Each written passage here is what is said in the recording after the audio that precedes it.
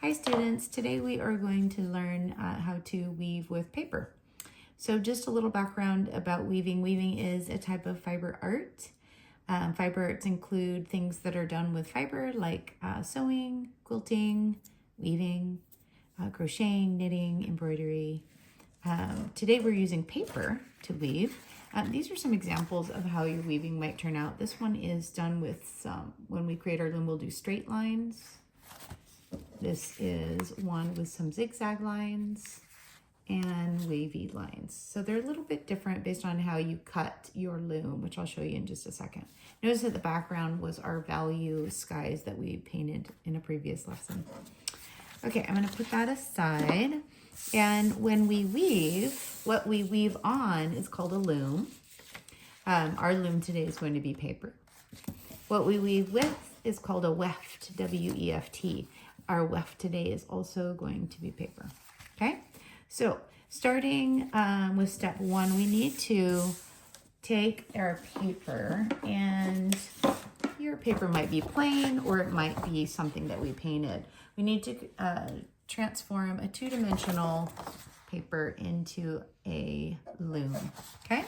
So what you're gonna do is you will fold your paper in half like this. Sometimes in some lessons it's already been folded for you. You'll see a line that's drawn across. That's basically your stop sign. That's where you'll stop cutting. Okay, Miss Chris has that marked out on the back of your loom. Okay, so here's an example of one that I already started. So I have my line, that's where I'm gonna stop cutting right across here. And then I'm gonna draw some lines. So again, if you want straight lines, your weaving will look like this, lovely checkerboard. If you want zigzag lines, your weaving will look like this, looks like an optical illusion or op art. And if you want wavy lines like this is how your weaving will look, okay? So this one I've done some zigzag lines. Notice that I'm doing my zigzag lines really far apart, not too skinny, because guess what? You have to cut these lines out. So let's not draw anything really complicated. I don't even want to go too close to the edge, so I'm gonna go just like this. So I've done some lines from the folded edge to my stop sign. And now I'm going to use my scissors to cut them. So this is the stage where you're actually turning a two-dimensional paper into a loom so we can weave on. So again, you'll see now as I cut each line that I've drawn why we wouldn't have done anything really complicated like a super skinny zigzag and a whole bunch of them. I've spaced them apart, so I really only am ending up cutting 1, 2, 3, 4, 5, 6, 7, 8 lines. Okay, so I'm going to cut all the way until I get to my stop sign, never cutting all the way through. If you do cut all the way through, it's okay, we have tape for that.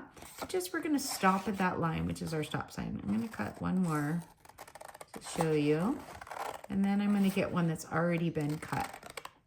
I'm taking my time to try to stay on my lines, stopping at the stop sign, okay? So this is what it's starting to look like, all right?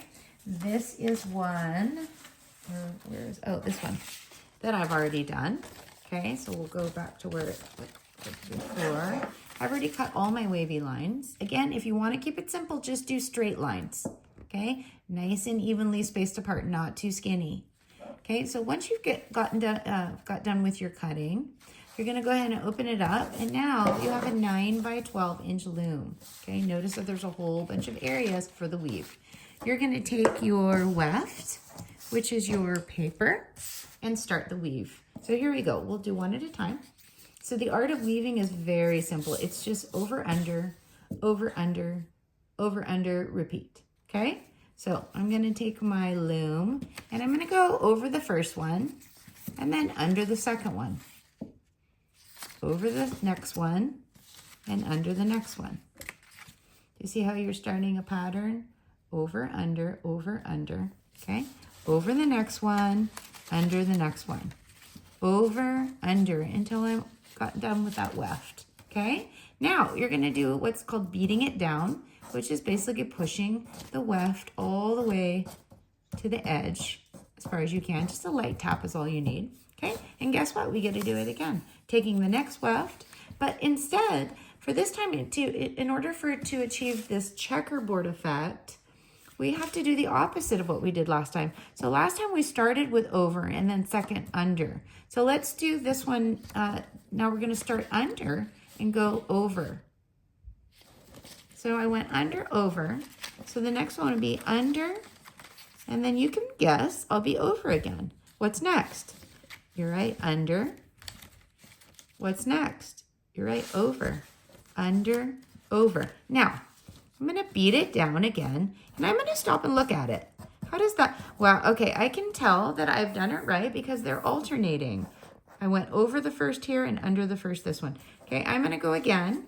I'm going to show you what it looks like to make a mistake. So again, I went under this, the first one this time. So now I'm going to go over the first one this next time. Okay, ooh, I'm starting to see a pattern, okay? So over and under. Over and under. I'm going to beat it down, and I'm going to stop and look at every time I've woven. Does that look right to you? Excuse me. Me neither. So all I have to do, I don't have to panic or give up here. All I'm going to do is sort of unweave until I find the spot where I made a mistake. So over, under, over, under, over. Oh, that's what happened. I went over 2 times. So I'm going to go under, over, under. Now, let's check it again. Beating it down. Aha, I fixed it. Now, this looks about right. And I'm going to continue. Okay? So when you get to this part, the very last weft is always the trickiest because you don't have very much space in your loom. If you don't have enough space, just stop. You don't need to squish in the last weft. However, with this one, I think I have enough room for one more. So let's see, I went over that last time, so I'm going to go under this time. Here I go. So I'm going to just do my best. Wow, it's a little bit tricky, you guys. You might have to work it a little bit because you don't have as much room. So you'll have to use your hands and your fingers to sort of manipulate the last weft through that space, okay? So I'll do this, and I'll show you what it looks like at the very end. Being really careful not to rip my weft because it is, in fact, paper. And here we go with the final weft. Ooh, sometimes they might come out, and then you have to reweave them. Okay, how does that look? I'm going to examine it after every time I weave. That looks beautiful. I created a checkerboard effect with my pattern. Now, at this point, what you'll do is you'll go to the teacher, and your teacher will put some tape here and here, and it will secure your weaving in place. Beautiful job. Thank you, guys. See you next time.